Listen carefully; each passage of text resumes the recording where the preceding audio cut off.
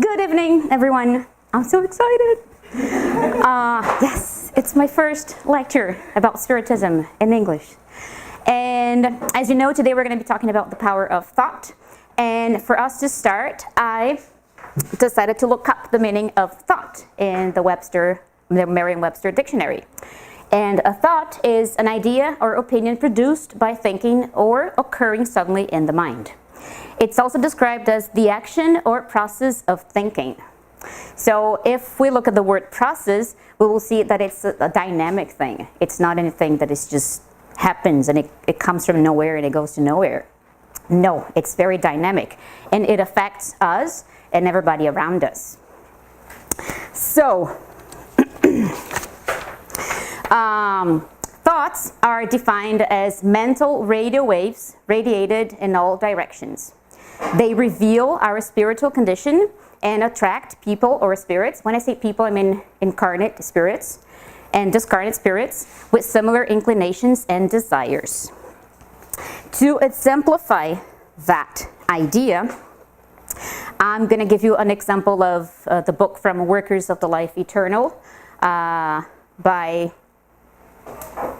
André Luiz, but psychographed by Francisco Xavier. In the book, they also say that we emit mental substance through our thoughts, which will affect the environment around us. And the example he gives is that André Luiz was observing a funeral at the afterlife, let's say, but the funeral was happening, of course, here. And a group of people were talking about the deceased in the funeral. And one man started saying that the deceased knew a criminal. He knew somebody who had killed somebody else in this life. But he had never mentioned anything. He had never said anything because the criminal was a person of high position. He was a very influential person in the society. As soon as that person said that, I'm going to read the part which André Luiz says here. At that moment, a horrendous figure, followed by others no less monstrous, appeared unexpectedly. The figure approached the thoughtless commentator, and upon hearing his last words, shook him, crying out, "I'm the murderer. What do you want from me? Why have you called me? Are you a judge?" And then the narrator felt this involuntary shudder, which made everybody around him laugh. So he just made a comment, right, about somebody that the deceased knew who had murdered somebody else, and this person was already there. Like, it's, come in, hi. So the power of our thought is as such that can draw spirits closer to us, or also put them away, let's say. Another example from the book in the domain of mediumship, also written by André Luiz and psychographed by Chico Xavier. He says that André Luiz was investigating different types of mediumship at a certain meeting, and there was this medium, Raul, and Raul's ability, his mediumship ability was amplified by the mental forces of Clementino. Clementino was one of the the superior spirit, let's say, that was helping in the mediumship, the mediumistic meeting. And then they explained to André Luiz that Clementino's mental forces act upon the psyche of Raul as electricity acts upon an electric bulb. They say that pressing upon the solar plexus, it rises toward the neurocerebral system, much like electricity from a power plant reaches a bulb, expanding through the incandescent filaments to produce light. So they're actually comparing the idea of a light bulb, what happens when we turn on the light, to what was happening when this spirit was influencing Raul and Raul's ability as a medium. So I have made a little, just to maybe put it better into words. So here we have a lit light bulb, and photons are being spread around it. A photon is defined as a discrete bundle or quantum of electromagnetic light or energy. And the same thing happens when we think, which is pretty much all the time, right? The bulb, let me go back to the bulb. The bulb produces light in its interior, and it disperses the photons, which are elements of nature that vibrate in movements particular to them, right? Our soul, which is the spirit, radiates the idea and projects the condensed spiritual elements into various mental forces. Here I wrote spiritual energy, but I meant mental wavelength, and I also meant mental agents. I couldn't find a better, like all these three words, in my opinion, explain what it is, but I don't quite know how to define it, you know, what this kind of energy that we emit. And the souls influence one another via the mental agents they produce. So this person here is influencing whoever is around him and himself. Just like a light bulb affects all of us around it with the heat and the light. So that's what we do with our thoughts. I thought the analogy was interesting with the thoughts and the light bulb. There is another example of the power of thought from again the book In the Domain of Mediumship by André Luiz. I have this in Portuguese, but I have made the translation too. A onda mental possui determinados coeficientes de força na concentração silenciosa, no verbo exteriorizado ou na palavra escrita. That is, each mental wavelength possesses its specific coefficients of energy expressed in silent concentration, in speech, or in the written word. So mental wavelength would be our thoughts, right? They have specific coefficients of energy that are expressed in silent concentration, so when you're silently just concentrating and thinking, in speech, when you're talking, and in the written word, when you're writing. Because actually when we speak, we're also thinking, right? We're giving power to that word. There was, in 1994, there was a study made by Masaru Emoto. He was a Japanese author, researcher, photographer, and entrepreneur, and he claimed that the human consciousness has an effect on the molecular structure of water. You might have seen this study before, might have heard of it. It was in 1994 when he started the idea, but then he passed away in 2014. But there are still people in his university who have been studying the same thing, and they have done experiments with rice and with water.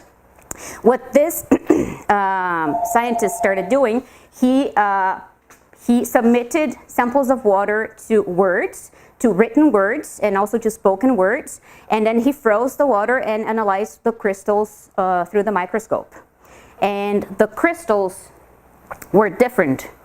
A water crystal that is submitted to the word love looked like this. And it's a matter of seconds. If you read more about it, you will see that they have to take a photo of the crystal. They have to take a photo of the crystal in a matter of seconds, because then it changes its form or it melts away. Then another one, or a particle, a molecule, which was submitted to the word happiness. And then we have truth. So pretty, right? And then we have I hate you. Not as pretty. And evil. So we can tell that a water changes according to our thoughts. This guy, the Masaru Emoto, he even said that we could actually clean water from rivers just with our thoughts. I don't know how true that is, but I read that about him. Then, if we consider how much water we have in our bodies, right? A fetus is 100% water. depending, of course, on how old it is. A baby at birth is 80% water, a normal adult 70% water, and another elderly person 50% water. So if I say something, and then if I can affect the water, and if we are 70% water, I am affecting everybody else around me, right? Including myself. Say or think. I don't have to actually say anything. And thinking of the planet, our planet is 70.8% water. So I don't think I need to say anything else. There is a short video that I want to show you, which is about quantum physics. What does science say about the power of thought? This is not, it's not according to Spiritism. I want to make that clear. It's pure science, but there are certain things in the video that they say they can't explain, and we can actually explain. Like, we know what it means. So I'll show you the video. The video is in English. It's very short. It's about 7 minutes, and then we're going to talk a little bit about it. Okay, so it's not a video about Spiritism, but it's all spiritual in a way, right? And I like it when it says that we can change thoughts. We live because what we live is because of our thoughts, and we can change it. That's very true. There is the question. So what can we do about it if we know that our thoughts can change the world around us? What can we do about it? As Jesus says, watch and pray that you may not enter into temptation. And I say, be aware of your thoughts. And then to exemplify that, I have my SkyTrain example. One morning, well, I hadn't slept very well through the whole night. So I took the bus in the morning, then I took the SkyTrain, and I was standing because it wasn't very busy. It was about 7:15 in the morning, but I so wanted to sit. You know, when you're standing, you're like, oh, please, somebody get up. I want to sit. And then the train stopped at a certain station, and somebody got up and was getting off the train, and I was like, yay! So I was walking towards the seat, and then this lady comes from like the bottom of the back of the train, running around, and she sits like where I was supposed to sit. And I looked at her and I was like, huh? You know, and my thought, I was like, how dare you? Like, that was my seat. But it wasn't my seat. It was just, then I realized how angry I got just because it's such a simple and silly thing, right? I wanted to sit, and then she hurried, and yeah, so what? Then I started trying to find reasons for her behavior. So I thought, well, she might have worked the whole night, and she was so tired that she was also, like me, thinking of, you know, like wondering or wanting somebody to move so that she could sit. So that's why when she saw an empty seat, she just rushed and took it, right? Or maybe she had a rough night, or she had been having problems with her family, or I don't know. I started trying to find explanations or actually excuses for her behavior, and that made me feel better. And then when I looked at her, I was like, oh, okay, you can have my seat. You know, I wasn't that negative. So it's a silly example, but just to show that I had a very negative thought towards her that morning. But why? It's such a simple thing. So we do that all the time, and we don't even notice. So be aware of your thoughts. You know, like think of what you've been thinking. Yeah, that was my SkyTrain example. According to the Gospel, according to Spiritism, chapter 9, item 9, if persons would realize that anger does not solve anything, that it affects their health and compromises their life, they would see that they themselves are its primary victim. This is what I thought with my SkyTrain example, that I was angry at the girl, but it was actually affecting myself. It was affecting my mood and my mood that morning. So when we have a negative thought towards us or anybody else or anything else, we're actually affecting ourselves first. Also, there is a book called Roteiro. I haven't found a translation. Do you know a translation for this book? I haven't found a translation for it. It would be translated as script, the word, but it's not a script. It's a book by Emmanuel, psychographed by Chico Xavier. And there is a part of the book that they say that we think and give shape to what we idealize. The more we do that, the more we think, the more apt is the reception of the invisible mental currents in the works of good or evil. I like this invisible mental currents thing. And in the same book, they say that mental power lies at the base of all the phenomena and circumstances of our isolated and collective experiences. This was actually what the video was talking about as well. The mind is the living fountain of creative energies.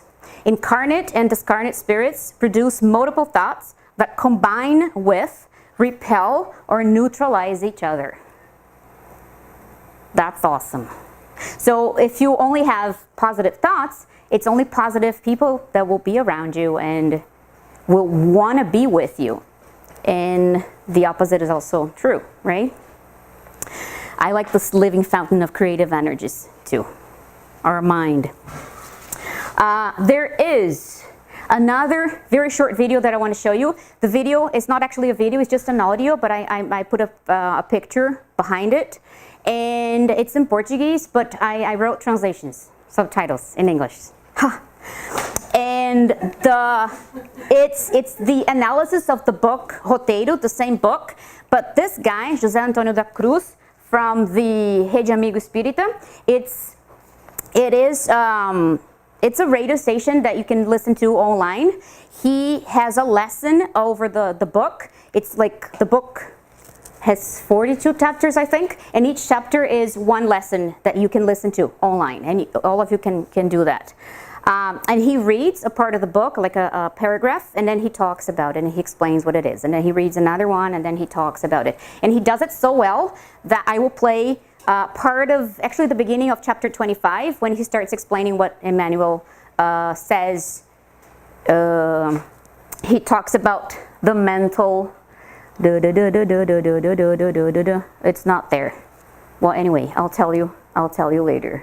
Okay, he gets a little repetitive in the end when he compares how much we know of the spirit compared to a botanist that just observes a little herb growing and goes like, okay, so this is the earth. So the field of observation that we have is very limited. So we don't know a lot about the spirit yet. And maybe we don't have the capability of understanding, right? Yet as well. So in that book, Roteiro, it says that when you start analyzing a thought and what originated it, you will get in closer contact with your mind and your feelings, which will help you know yourself better. It helps your inner transformation. This is something he said also in the audio. This is something I wrote, it's not from the book. We must watch our thoughts then. It's not an easy task, for we are all imperfect beings. However, being aware of their power, the power of thoughts, is already a beginning. It's our task now to watch them and modify the improper ones. And I wrote improper into parentheses, quotations, because it's what is improper, right? It's just the ones that are not good. And our final thought for the night, since we're talking about the power of thought. This is also from the book In the Domain of Mediumship. It says, we are victims or beneficiaries of our own thoughts according to the mental energies that we project. Thus, we enslave ourselves by our own erroneous thoughts or liberate ourselves towards progress according to our decisions and activities in harmony or disharmony with the eternal laws. And that's all for my lecture. Thank you very much.